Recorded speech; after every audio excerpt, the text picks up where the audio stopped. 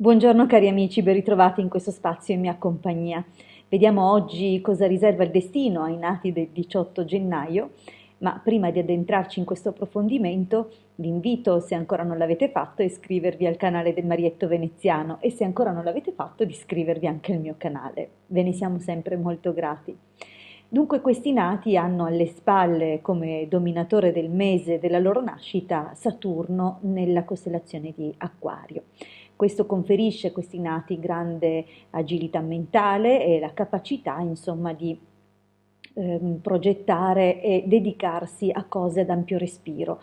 Questo è qualcosa che accomuna comunque tutti i nati di questo mese e che comunque influisce anche su certi tratti del loro temperamento che a volte può farsi geloso.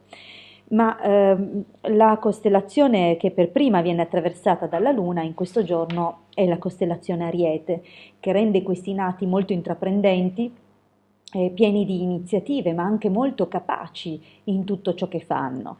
E a seguire la costellazione Leone e poi Sagittario dà il via a un trittico di fuoco che rende questi nati estremamente prodighi nelle loro opere, nelle loro azioni, molto capaci, molto tenaci e soprattutto anche orgogliosi, poiché la posizione opposta di Leone li rende anche dei tenaci avversari qualora appunto si dovesse entrare in contrasto con loro.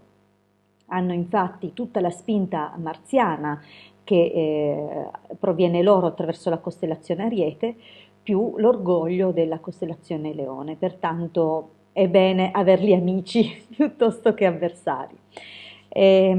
Sono comunque persone molto intelligenti, capaci, la fortuna per loro è media e dovranno superare alcuni ostacoli. Questo più o meno aspetta a tutti. È chiaro che è difficile che la vita scivoli via liscia, ma gli ostacoli che provengono loro in modo principale si verificheranno quasi spesso o quasi sempre in date pari, cioè ad età e anni pari. È possibile infatti che in particolar modo alle date agli anni 6, 24, 42 e 60 possano essere toccati da situazioni dolorose e probabilmente perdere qualche persona cara in quelle età, mentre invece saranno favoriti i viaggi e gli spostamenti ad anni dispari, in particolar modo all'età 7 anni, dove probabilmente viaggeranno con la famiglia, 25 e 43. Saranno lunghi i viaggi e molto tranquilli. È possibile anche che in quest'età, se non dovessero viaggiare, è possibile appunto che cambino domicilio o residenza. In effetti gli spostamenti sono abbastanza importanti e anche a lungo chilometraggio, non sono brevi o ravvicinati come può capitare per esempio nel caso in cui siano influenzati dalle costellazioni per esempio gemelli, ma con la presenza di Sagittario ben 2 volte nel quadrato di nascita e Pesci proprio prima della seconda comparsa della costellazione Sagittario ci lascia intendere appunto che gli spostamenti saranno a lunga gittata. Per quanto riguarda comunque la loro realizzazione personale sarà assolutamente positiva, riusciranno ad affermarsi nel loro settore che potrà essere nel settore industriale oppure impiegati in grandi enti pubblici oppure nelle aziende private anche e questo comunque è dovuto alla loro attitudine di mettersi comunque in gioco e di agire in modo sempre molto energico ma anche leale nei loro impegni. Dunque, facendo una breve panoramica, vediamo come comunque questi nati hanno come caratteristica principale questa intraprendenza molto grande che li può accompagnare anche in una eventuale carriera politica o di diplomatico.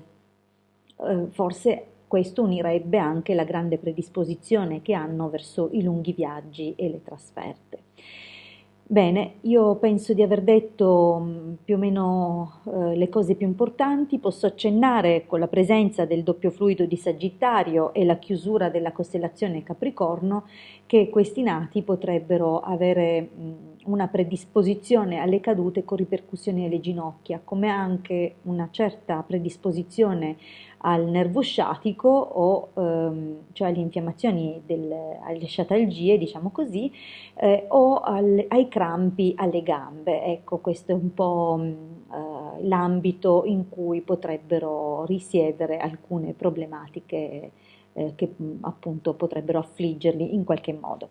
Attenzione poi anche all'apparato scheletrico, dove appunto alcune volte è possibile che le cadute portino qualche lussazione o qualche cosa più impegnativa.